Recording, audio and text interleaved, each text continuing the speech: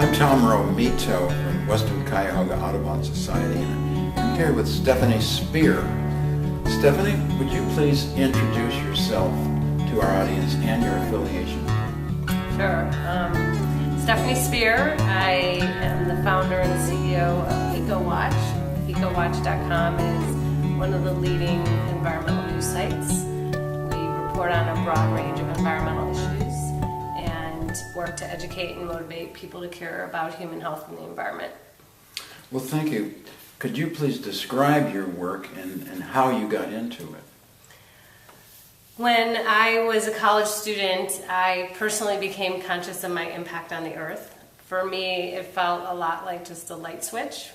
It started mostly with solid waste issues, but I was at University of Wisconsin in Madison, a really progressive town, in college, and just felt like people should have been more conscious. I became more aware of solid waste issues and the amount of garbage being generated in our student union every day, and I thought, wow, I'm aware that for me as a person, as a human, to be healthy, the planet needs to be healthy too. And once I, started on that journey, I was like, well, why aren't more people aware? Because once you become aware, you notice all the other issues.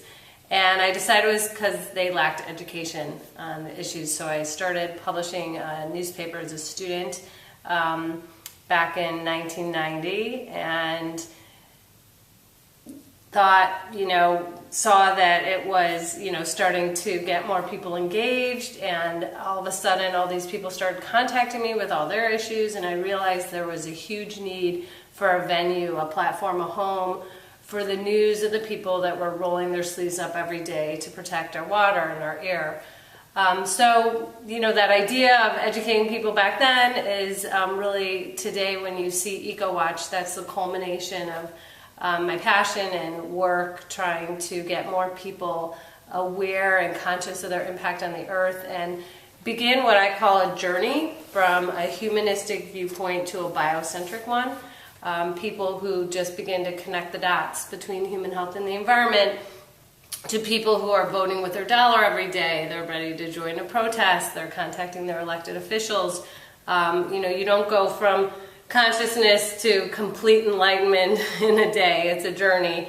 And so EcoWatch works to help people along that journey. Obviously, we want people to move along the pathway as quickly as possible, as our planet is in crisis and we need more people to be conscious and to make daily changes to their lifestyle so that we can be sure that we have a planet for future generations. Well, Stefanie, that's an excellent segue to my interest for Western Cuyahoga Audubon Society, which is trying to garner a grassroots commitment to a public policy agenda about climate change and clean energy. I'm interested in your perspective about how to garner this grassroots commitment. Could you please share some thoughts about that? Yeah, I think, fortunately we have amazing grassroots environmental organizations all over the world, including Audubon, that have members, and organizations are doing, I think, an excellent job, educating these members and people engaged on these issues about the climate crisis and other environmental issues. So I think it's vitally important that we keep getting out the news of the changes that can be made to transition to a low-carbon economy, and make sure that people become aware of what really are the most important issues and how they can become involved.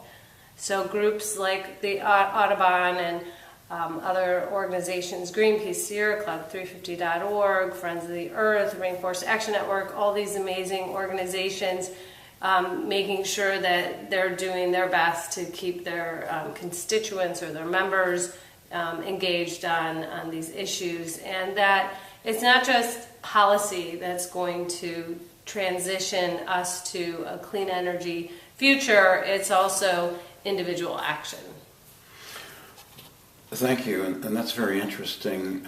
The Audubon is a late comer to the climate change discussion. particularly at the chapter level, like Western Cuyahoga Audubon Society, and I personally have become a champion of trying to present climate science to an audience that is not necessarily attuned to that. They're interested in conservation. They're interested in learning a lot about birds, but not so much about climate change, or at least talking about it. So I would very much like to hear your perspective about the best way, if there is one, to present climate science to any audience. Yeah, so climate science sometimes takes the conversation too far for a lot of people. And so, at EcoWatch I've learned to, break it up in many different, ways. Again, we're hitting a very broad audience. We call it all shades of green. And, some people love that climate science and want the figures and the numbers, which, we have plenty of articles that dictate that. But then there's a lot of people who they're just not going to digest that type of information. So we find articles like 10 foods climate change may, take away from our planet. So avocados is a big one. Those types of things resonate much better with our readers than per se, data, science data. So, but for Audubon, the impacts that coal-fired power has on birds, and the fact that it emits carbon dioxide and the greenhouse gas, and any ways you can bring it to what their affinity is, their passion, I think can have a huge impact. And I've certainly tracked what the Audubon's doing, and their huge climate report they came out with, I think about 2 years ago, on the impacts of climate change on birds. And Audubon's position came out, very strong in reducing carbon emissions. So I think birders are just an awesome example of people who really, if they just can rally behind this, could have a huge impact on policy and their individual action. So I think the Audubon's challenge of getting more of their members engaged on the issue is similar to a lot of other organizations. So just finding that common ground and the pieces, parts of the climate debate, which may not be the climate science. There's so many ways to engage people on the issue of climate change that impacts their daily life. And, we just ran a great piece by Dr. David Suzuki that talked about how, species and where they live is changing because of the warming planet. So I know that's impacting birding, and I'm sure birders are noticing different species of birds that typically aren't in their region. So I think more honing in on something that's going to be directly related to their daily life or impact one of their passions, may be the better way. A lot of people get very glossy-eyed when you start talking even about, 1.5 degrees Celsius compared to 2 degrees Celsius. Like, there's really important information in there. What we've had to do is take that 1.5 to 2 and bring in content that describes it in a way that, the average person is going to want to read. So that data is vitally important for people to digest and understand, but how you present it is definitely how well you're going to get people engaged on it. Thanks, Stefanie. When you presented to a local public your report on the Paris talks, you introduced a topic that was new to me, and that was the clean energy economy. And to that end, when I talk to an audience, whether it's Audubon or even individuals, friends and family and relatives, I talk to them about how to promote alternative energy sources to enhance or to drive the clean energy economy. I've sort of found that this is the lowest hanging fruit, because talking about greenhouse gases or the melting polar ice cap or the rising sea level just goes right over their heads. They don't want to accept that. But clean energy is something that everybody wants, because they don't want to live with dirty energy, either for them or for their heirs. So I would be interested in some of your perspective on how to promote the clean energy economy, alternative energy sources. Could you share that, please? One way we like to do it at EcoWatch is to just share the success stories. So there are so many success stories with renewable energy all over the world. It's just incredible. So that's one great way. And then there's really amazing statistics that have come out over the last many years that show that the cost for renewable energy, especially solar panels, has dramatically decreased. The amount of installed capacity per quarter, and even of last year, renewables are winning out. The fact that we know that we have to leave fossil fuels, the majority of the remaining fossil fuels in the ground, there's just no other choice. So a clean energy future, a clean energy economy, a world that relies on renewable energy is our future.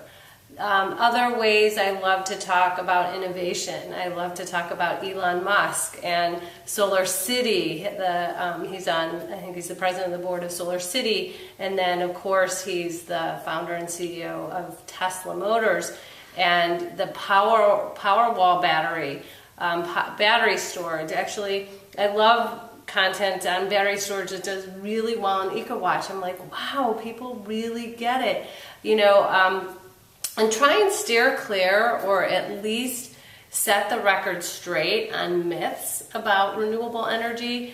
Yes, if the sun's not shining, the panels aren't generating power, but we can store that power. We have a grid. Our grid needs to be revamped, but there's a lot of new innovative ways to store energy today. Just the positive message that we are a world that can be powered by renewable energy, I think is a really great direction to go. And then you can start to talk about some individuals like Mark Jacobson from Stanford, who's come up with a plan of exactly how every country in the entire world and each continent can transition to renewable energy. And you read it and it just makes sense. So I think the more information, the positive stories of countries and places that are actually doing it to get that word out. I was super fortunate to speak at a climate conference in Copenhagen, and I wanted to go to the island of Samso. It's the first island in the world to go 100% renewable, and I had the chance to spend about, I think it was 28 hours there, and it was amazing. Firsthand, I wrote a 5-page piece on EcoWatch that explains my entire time there, from solar and wind and all the things that they have integrated, and then talking about Germany and what they've done with renewable energy. So really pulling in these positive renewable energy stories that show that renewables work. And I think that is going to make people want to engage more and understand the importance of cleaning our air and our water, and the impacts of carbon and carbon dioxide in the atmosphere, as well as just how dirty it is for people. So if you're talking to health professionals or people who are more engaged in the health and wellness world, we can talk about the positive impact that changing to renewables has on human health. So I think just being on the high energy and positive direction toward where we can head, and showing the positive examples that exist around the world. One of my favorite thoughts about the transition to renewable energy is really looking at, they call it people who are in energy poverty. So there's places all over the world where people don't have energy, and what's so exciting is they are completely leapfrogging the industrial revolution, or the large coal-fired power plants, and they're installing their own community-based solar projects that are bringing electricity to the first time to their villages, and they own that power. So instead of going from the big centralized type coal-fired power plant, they're doing renewable energy stations that they own, and it benefits their community. So those kind of stories, I think, are fantastic, because they never had to deal, per se with, the big fossil fuel company coming in and building the big coal-fired power plant that makes the planet unhealthy, makes the people unhealthy. They don't then have control of that energy that they can't even afford. And Greenpeace has been a leader in that, as well as so many other organizations and companies, to bring this renewable clean energy to these communities for the first time. I see. Well, thanks very, very much. This brings us to the elephant in the room as far as the Audubon Society is concerned. And that is that wind power is obviously an alternative energy source, alternative to fossil fuels. Everybody wants that, but nobody wants the birds to be at risk to wind power turbines. And this debate rages in the birding community everywhere, particularly in Ohio, because of the initiative to put wind turbines on Lake Erie. And the problem, of course, is that there is no evidence of post-mortality studies on the impact of the turbines on birds. So the discussion is, well, what to do about that? Do we allow these folks to go ahead, or do we continue to press for studies of post-construction mortality on birds? What are your thoughts about that? A topic I've given a lot of thought to. Okay. Wind energy is an essential component and part of transitioning our world to a clean energy economy. And I think in exact relevance to the Audubon and to birders, I think that a lot of points need to be laid out.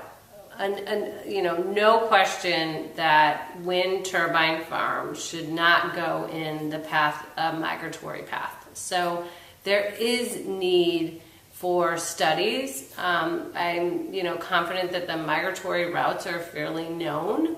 And so that absolutely should go in there. And I'm familiar with a lot of wind projects, the wind project on Lake Erie being one, and they have had to go through a lot of different studies with the EPA and the ODNR and the Fish and Wildlife Service to make sure that the project won't have significant impact on other species.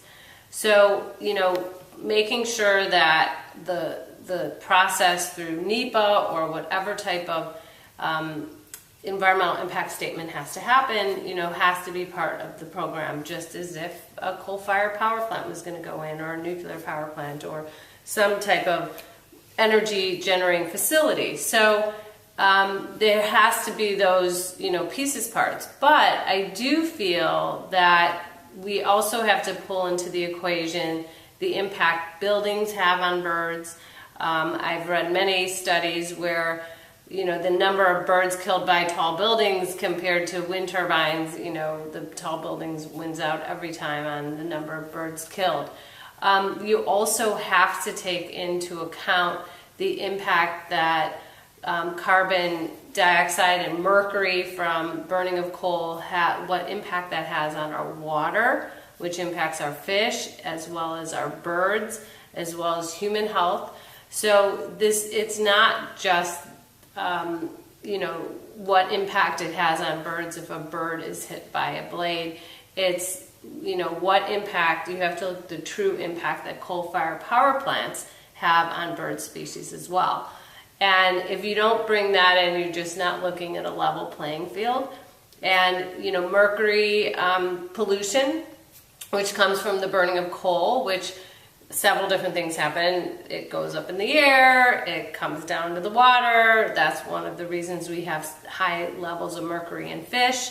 If there's scrubbers on coal-fired power plants, then there's, there's leftover like coal ash that ends up, in these compounds, and they leak, and that ends up in our waterways. So you have to look at what is the true impact of coal-fired power plant, what's the true impact of wind farms, and take all of that into account when you're thinking about doing a wind project.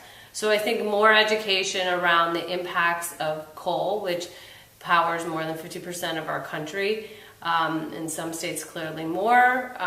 We need to take all that into account. So I think further education on those issues is vital. And then where the projects are sited is the biggest piece of it as far as what potential impact it can have on birds.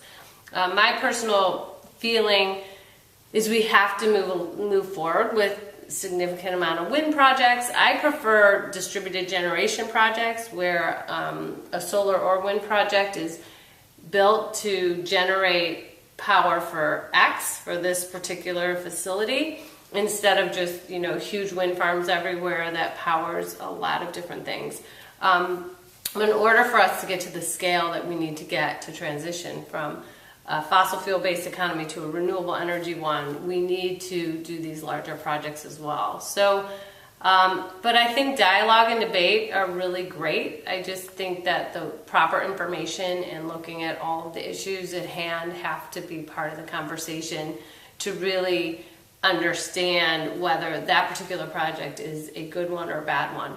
Under the premise, of course, that nothing is perfect. So, powering energy efficiencies is about as perfect as we can get, where we don't use what we don't need, and therefore we didn't have to maybe put up 300 wind turbines. Maybe we only had to put up 150 because we became energy efficient first. So, as I'm sure people know, efficiency should always be number one, the low-hanging fruit, prior to coming up with some type of generation facility, be it wind or solar or any other type of power generation. We've covered a lot of ground here in this short interview, Stefanie, and the one area of concern to me as an Audubon member, as a public speaker, is trying to gather a diverse audience to bring into this conversation. Typically, when I go out to talk to the public, I find myself talking to the choir, people who are already believers in the need to reduce pollution, to save the earth. But that's only half of the people. The other half of the people are denying that climate change is even existing, or that it's even necessary to try and find solutions. I would like to get a diverse audience together in a conversation in the same room, both believers and deniers. I would like to hear your thoughts about the usefulness of doing that and how to do that, please. Yeah, I think it depends on, if it's too polar opposite, I'm not sure at the end of the day the solution or time will have been beneficial. But if, my whole thing is if you start off with the same goal in mind, which is to leave planet Earth in a way that there's resources and ability for future generations to live here, then at least you can agree on certain principles to begin with. I think there's a lot of value in, having different people in the room who bring different things to the table. But I've seen, many times where if it's just, climate denier, coming, from, there is no such thing as human-caused climate change, to someone who wants to come up with strategies and ways to mitigate climate change, I'm not sure you're going to get that much out of that. One of our, at EcoWatch, we believe the consensus of 97% of the world's climate scientists that say climate change is human-induced and that the release of greenhouse gases is warming our planet. So, so if you're starting at that premise, I think that there's, a lot of value in bringing in people who may not, think that that particular wind project is good, but you're both understanding that something has to get done. So convening conversations like that is fantastic. I typically will speak out at this conference in our day, and Chip Cummins puts it on and is able to bring together people from all over the world, and we're not all on the same page. Many different backgrounds and philosophies and thoughts, but we can all have conversations that end up leading to a more positive solution. But you have to, I think, have some common ground to start with to get to that level. And I'm under the assumption, which could be wrong, that most Audubon members probably believe that climate change is human caused. Do you think that that's true? The jury is out on that, because even in my own group, my own network of conservation people, there are people who are on the fence. I've heard things like, we're already at the tipping point and it's nearly too late, or it is too late. Or there are those who will argue about the composition of greenhouse gases as though that's the most important issue. And I don't think it is. We need to get out of the weeds on this discussion and look at the greater good. And so that's where I am at, trying to include the people who want to talk about the science to that extent, and those who are kind of on the fence, along with those who are saying, yes, I believe in the science, you're doing right. So that's kind of where I am, trying to be an includer of all points of view. Yeah, and I think that's important, clearly, to allow them as members of Audubon to have their say. And of course, I think Audubon as an organization has certainly come out, from what I understand, in that they do believe the consensus of 97% of climate scientists. Is it true? Oh, absolutely. The National Audubon Society is fully on board with that. And I would like to know what to say to somebody who's saying, that's bogus study that came up with that number. What do you say to people like that? That's my the area that I'm trying to figure out. Yeah, and it's not this one study, right, of course, that came up with that humans are contributing to climate change. It's hundreds, I'll even go as far as saying thousands of scientists.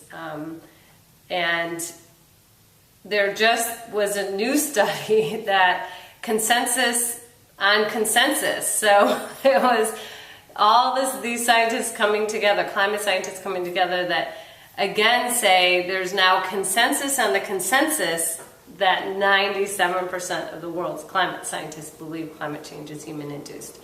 We're fortunate to have Michael Mann as one of EcoWatch's Insights writers. He's one of the most world-renowned climate scientists, and he has the hockey stick theory, which is very famous, that shows exactly what they predicted was going to happen with the warming of the climate. So, I think there's plenty of information out there that is, I think, digestible for most people, that clearly explains what's going on.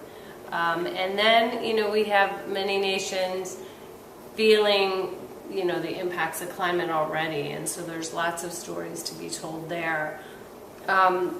So I think that bringing people together with the same or different viewpoints is very beneficial, assuming, I don't have much tolerance to debate people who, absolutely think that the climate that climate change is just a natural phenomenon and that humans don't have any piece of it. So, we've been really fortunate with the support and ideology around Pope Francis and his encyclical on the planet and climate change has had a huge impact on educating and bringing more people in. And I know that when the report came out about 2 years ago with Audubon, that it was one of the leading scientists, birders, right, that authored the study. Mm-hmm. And